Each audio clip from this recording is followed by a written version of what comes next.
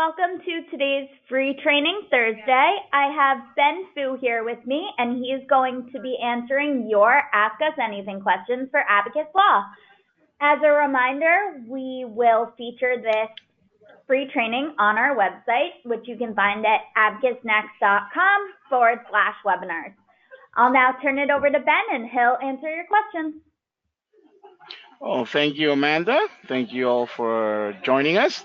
We had a series of questions that you could have sent us over, and we're going to address those first. And then if there's any other questions that you would like to ask during the training, ask us anything, then we will obviously be more than happy to answer those questions. So among those questions that were sent, this one was from Nancy. And her question is, when you're creating a customized name screen, I want to add a second email address. Can I also add the button next to the email address that directly opens the email window? If so, how? Okay, so with regards to that question, what you would like to do, again, I'm gonna go through the steps of making sure that you know how to customize an actual name screen. So for those of you that don't know how to customize a name screen, what you would do is you would go to File, Setup, and then you would go into where it says User Defined Screens. Okay. What Nancy is referring to is under the Names screens, you can then choose, let's say, any one of your screens that you're trying to customize. Let's just choose, in this case, an original name screen. Okay. And then all you're going to do is go into Edit. Once you go into Edit, you're going to get the pop-up window with the information. You can see there is an email address here. There's an email field. She is looking to do a second email address. So insert another email field and, of course, label. So to proceed to that, when you are in your screen designer, right, and you're obviously working on off of your original, you can simply right-click anywhere within the name screen. And once you do that, it'll prompt you to either add a field, add a text, add a variable text, so forth and so on, right? In this instance, we're trying to add another field. So we would add the field first. Okay, when we hit add field, then you're going to see all the fields names that exist. Obviously, we're talking about an email in this situation. So if you start typing the word email, you'll go straight to the email fields that are available. In my database structure that I have, and depending on your situation, it might be slightly different, but you will have your field names here, and you'll have different options from those emails to choose from. You can see that there's an email address that's already been used in this section. We can have email work if you wanted to word it that way, or email preferred email as well. Okay, so those can be your options. You can choose any one of these fields, right, that you want to add, and let's say you hit done. Once you hit done, you will then actually, you know what, in this case, I'm going to use, instead of a email, I'm going to use a email work just to change it up a little bit. And once you hit done, once you bring up the field properties, all you have to do is click done, and then that'll just add the emails. As you can see, it comes out in red. All you then have to do is align it to what you had before. The information that's there, then if you click on anything, you might be a little off. In order to work on within that, if you want to pair it up or align it with the one above, just highlight one, make sure you have the Alt button clicked on, and then click the Control button, and then so that both of them can be highlighted on your keyboard. And then once you do that, you can then hit Align. Once you click on the Align, you can see your options here to resize all width to, or edges to align, right? So clearly we want the edges to align to the left side. So you would click on that, hit done. And just like that, you just change that one in particular as far as the email that's in there. If you wanted to resize that or make this a little bit smaller, you can. But at the end of the day, once you put the email work, or you want to change the label, by any means, you can go ahead and try to change it. I just want to call it, you know, email work and spread it out, or work email, however you want to do. When you're done with it, it looks like this.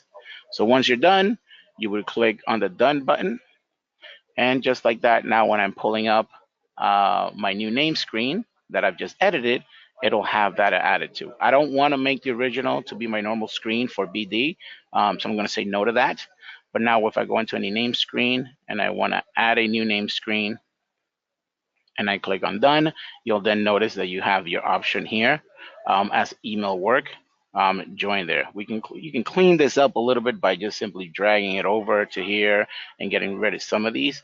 But in either case, your icon that she was referring to within each one of the emails is right next to it. But if you enter any email within yours in this section, I don't want to add that new one. Let's say I'm going to bring up different ones that I already had in place. So let's say Campos. Sorry, I went into my matters. I meant to go into my main names.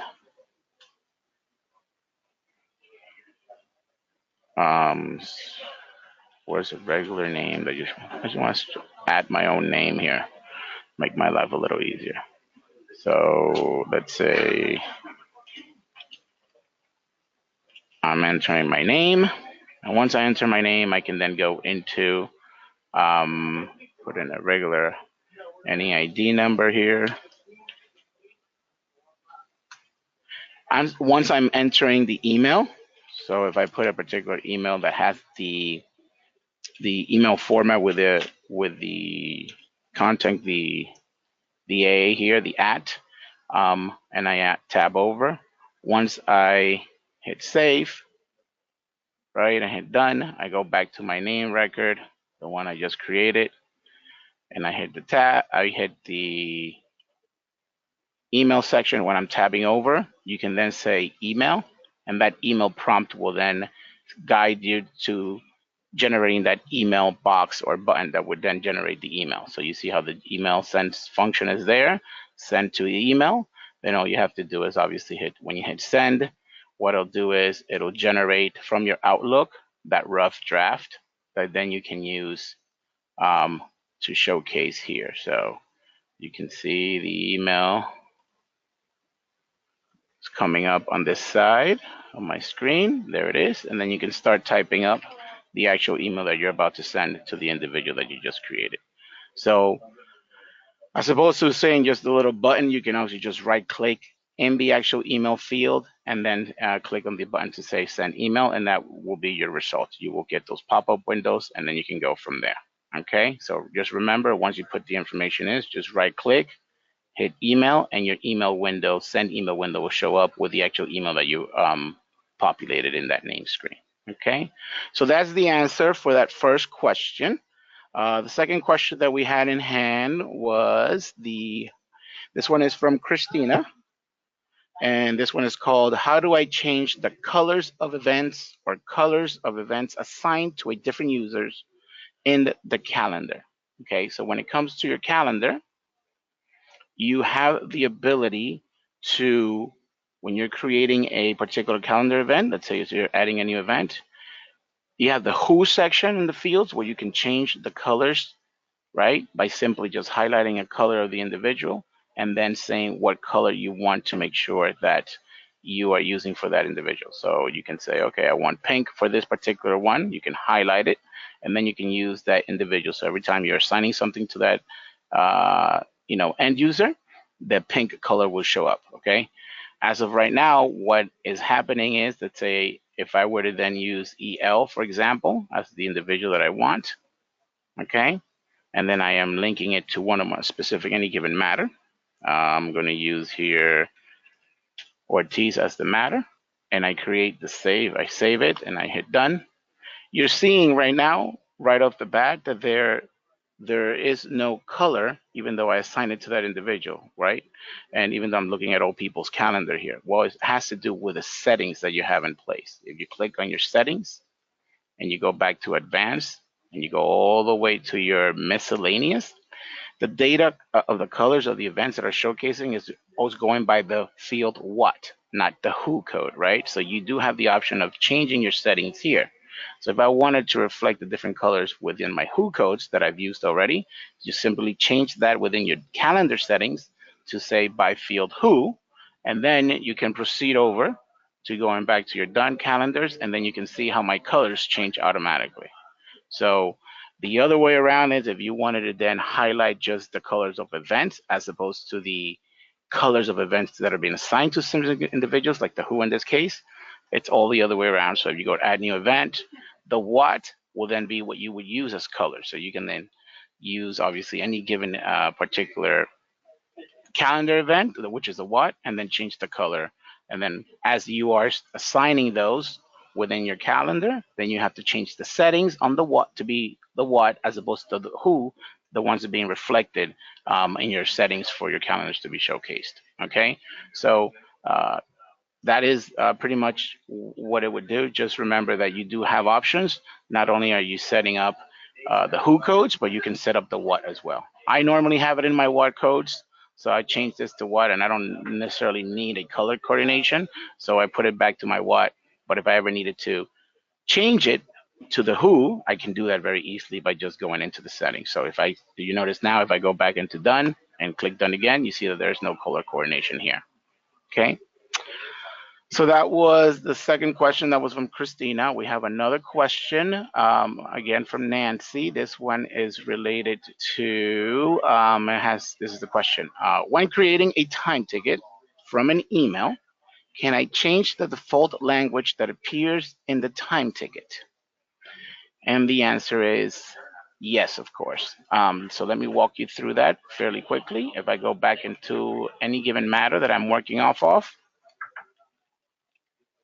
and I already have an email attached to my matter, and I simply want to now create a time ticket, right? So all I have to do is highlight it. I will then hit bill because I'm creating a time ticket. I would then proceed to say, yes, I am sure I want to do bill this record. And what the question was that Nancy was referring to is whether I can come in here and edit this default language that's already in place. And the answer is yes, of course. You would actually make sure you put the exact language that you want to reflect in the actual invoice when you're generating your bills and you're about to send it to the client. So once you are done changing this to, exactly what you prefer as your narrative,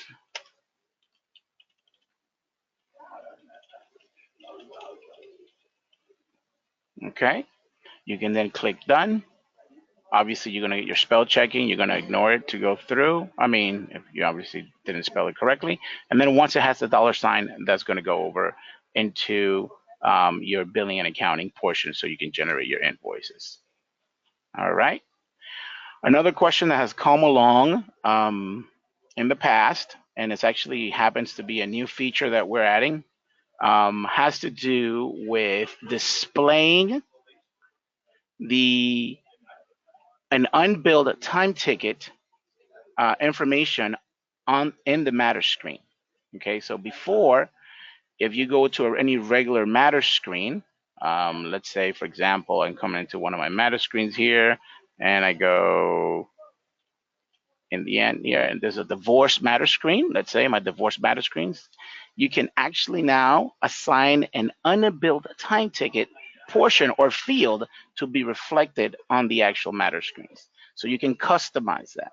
Once you make that customization in any one of your given matter screens that you use, you can then see which tickets are unbilled for that matter. So now instead of having to call your billing person or your person that generates your invoices to give you that information, the people that use the actual case or practice management, like legal assistants or paralegals or even attorneys, they'll be able to see right off the bat in this main window in the bottom or wherever you decide to choose to put it, you'll be able to see a field that says unbilled time and showcase the unbilled time tickets. So what I'm going to do right now is I'm going to walk you through that so that you have a better idea on how that can actually happen, okay, and how we can get that done. So I think it's a really nice feature, and I'm just going to make sure I walk you through it so that you can learn about it. So we're going to go into File, Setup. We're then going to go into your user-defined screens, and we're going to go into your Matter screen, okay? So in this instance, let's say I am a divorce, I do family law, and it's my divorce screens. So in all my divorce screens, I want to be able to showcase this particular unbilled time field or time ticket to display the information. Now you can do this for every single one of your matter screens that you may have for any one of your different practices. Okay, so simply make sure you're highlighting the matter screen that you want to make the edit to. Then simply go to edit. And then in the edit screen, you can see here, this one is specific to divorce. So I am going to right click. Let's say I wanted to place it right in this open spot down in the bottom. I'm going to right click. And what you want to do when you're adding this information is going to be click on add variable text. When you're clicking on add variable text, you're then going to see the text or expression that's going to come up. The information that you want to insert in that text or expression is going to be the following. Okay, it's going to be actually all together. It's going to be get unbilled time ticket value, and then open parentheses, ODBF, and then of course colon, and then case num, and then close parentheses. That is going to be sort of like your formula that you should be using. Okay, and once you click on done, and you can see right away how a dollar amount already showed up for me. Okay, right next to it, you want to create a text that is obviously going to be the label for that particular amount. So I'm going to add a text. When I'm adding that text, I want that to be on billed time. Okay, or whatever you choose to name it, but unbilled time obviously is the most logical in this instance, and then I'm going to put it in. Now it's just a matter of making sure you are aligning this properly. So you're going to put your unbilled time, you're going to click, drag, move it around a little bit. Same thing with the amount. These two, if they need to be aligned, properly, just make sure you highlight one or click on the box on one of the labels first, then hit Control, and then as you hit Control, click on the other box so that you can have both of them being aligned. Then you can get click on align, and then you can then obviously edges to align. We're talking about the top edges to align in this case, right? When I click done, see now how unbilled time looks nicely right next to my 2050, which is going to be, of course, the design in this case. So when you're done and you click done again, now whenever I go into my divorce windows, I will be able to see that. In this case, again, do you want to make the divorce to be your normal screen? No, you don't always want that to be the normal screen every single time, so you can click no to that. When I go back to my matters, if I were to then see any given matter of mine that has a divorce type that I know is going to send me to a divorce screen, once you click on it, you'll then be able to see the bottom, the amount at the bottom here now being displayed.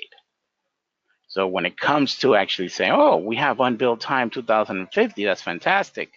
So the next obvious logical thing is for you, what makes up that $2,000.50, right? So within the same main window that is divorce, you can always then go into the accounting, which this is available, by the way. You want to browse through the time tickets that are there that are unbilled, just click on browse time tickets, and then you'll be able to see, okay, the information that's down here says 1,750. Don't go by that. You want to make sure you clear that out first, right? Because you want to make it through current. The matter that I'm working on as of right now is 1248, right? So you would just click on 1248, put the amount, and then you can then see that these are the individuals and these are the amounts that are unbilled that make up that 2050. Total tickets 3 hours, $4.50, 4.5 as your billable hours. Of course, at their specific rates is going to give you this amount of 2050. So I really think that that's something that is going to be very useful for those of you that ever wonder, I don't have to call my billing person now to just find out what are the unbilled time tickets so far. This can actually also prompt you to say, so and so, these are the individuals that put in their time so far. Where's the time from Joe Doe? Where's the time from Mary Smith?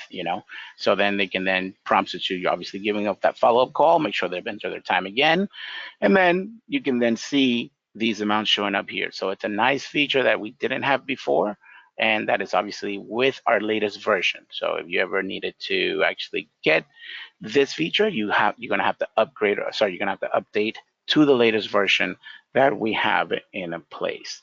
Okay. And that latest version is version 23.25F.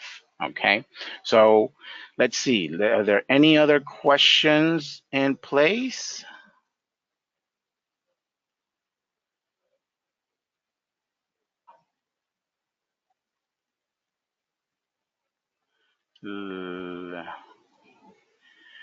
Amanda, do you mind help me out with that, with those questions? I can't seem to be able to read them here.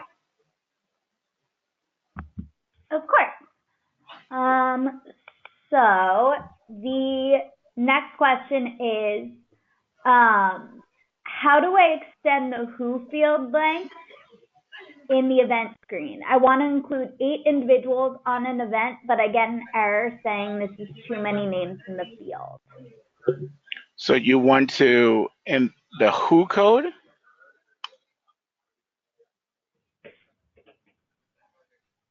So, who field, the length of the event screen.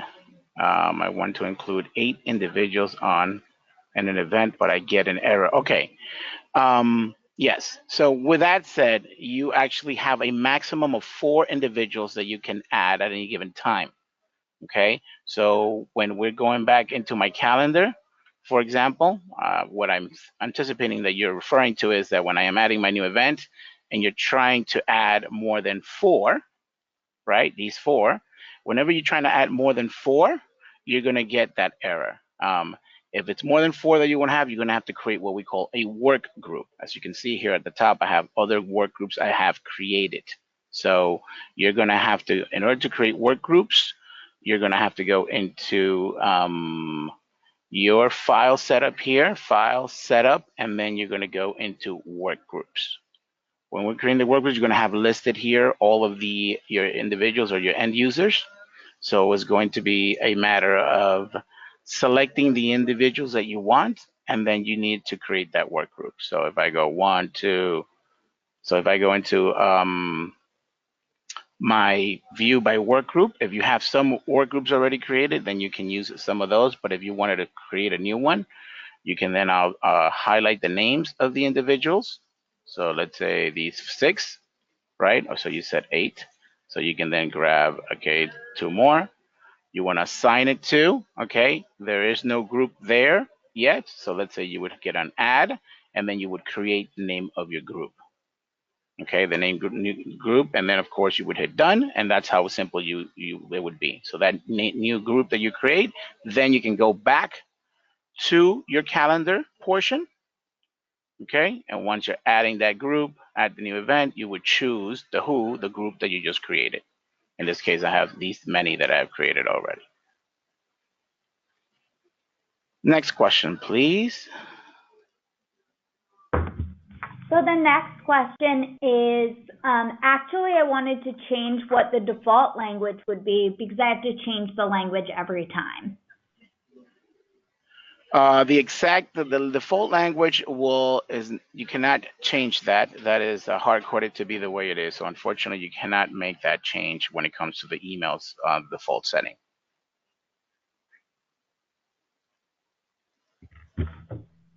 All right. So the next question is, can I add a column showing the email in the linked names tab? So that is, if you're referring to going into any given one of my matters and you're going into the nicknames tabs and you're saying to add the email here, that's one of these columns. These are also hard coded, unfortunately. So day phone, event phone, class, fax, cells, email cannot be added in this section. But the workaround is really not that hard enough. You can just click on the name that you want, and clearly then they'll have the email there. And then from there, you can either right click, go into your email, and you can generate the email from there.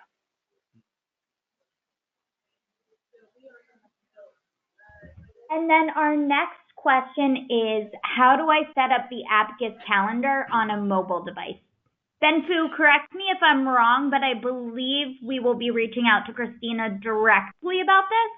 Correct. That one we don't have the information here, but we'll make sure to contact her with regards to that directly.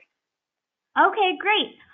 So let's just give it a minute here and see if we have any other questions come through. And if not, we will wrap up the webinar.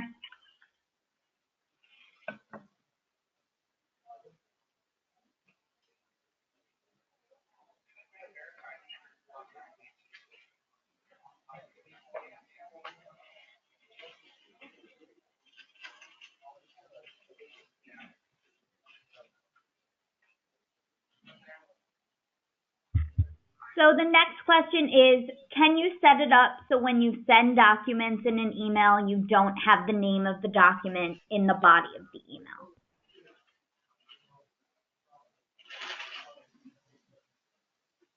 Can you set it up so when you send the documents in email?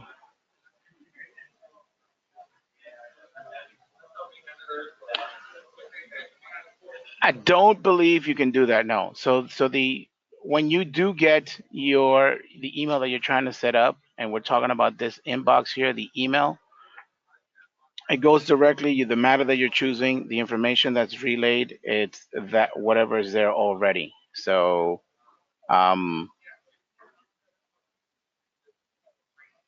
that's all the information you're getting. So if I go in here, let's say for example, and I'm about to generate this for benfu@gmail, and I simply hit send. When I look it up in my Outlook, the information that I have, the only thing that's going to have is the subject line. This doesn't change. You're going to have to obviously edit that name yourself.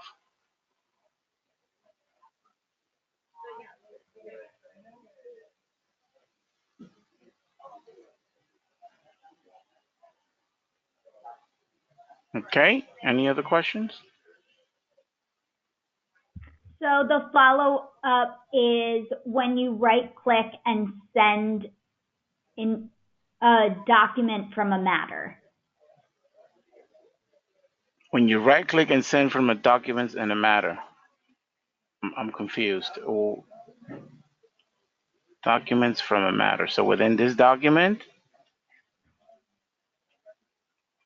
I'm not sure I understand the question.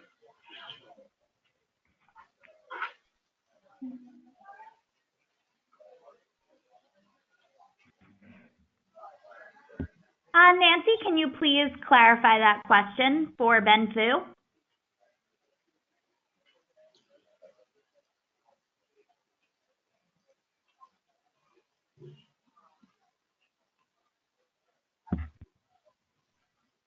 So the question is, when you right-click and send a document from a matter and the Outlook window opens and there is the name of the document in the body of the email, she has to delete it each time.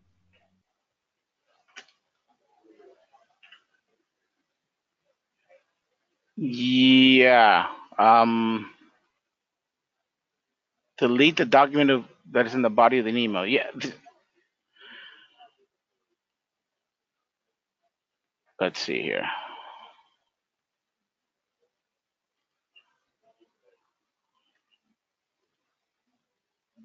Yeah, unfortunately, what gets translated over when you're generating that email is the information as just the Outlook. So every time you have to delete the name or whatever information is there, so it just comes up with the window of within the email from Outlook, and then you would have to make all your edits there.